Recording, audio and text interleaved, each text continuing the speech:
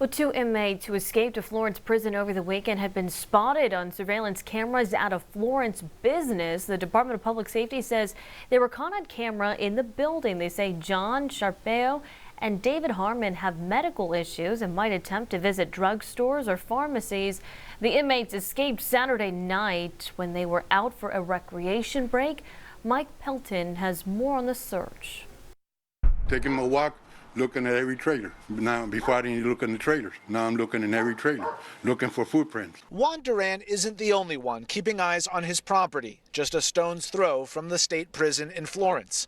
He tells me he gave armed troopers the okay to look when they came knocking on Tuesday. Everything, my trailers in the back, I gave him permission to check my trailers in the back. And still no sign of inmates John Sharpeo and David Harmon, considered dangerous and possibly close by. My neighbor calls every morning.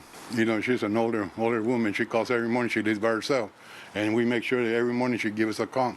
It's when she wakes up. And this morning she called us again. So we were sure that she was okay.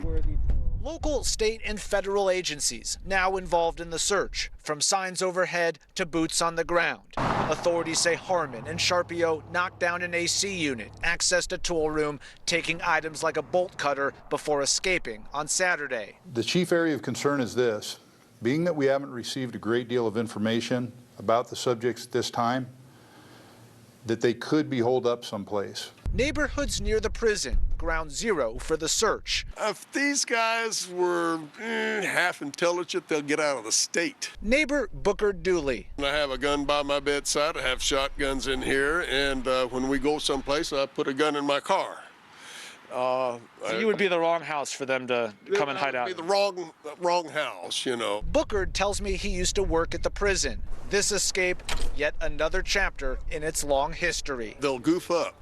They'll go see somebody they shouldn't go see. They'll be smart. Well, they were smart enough to get out. They were smart enough to get out, but, you know, we're smart enough to catch them.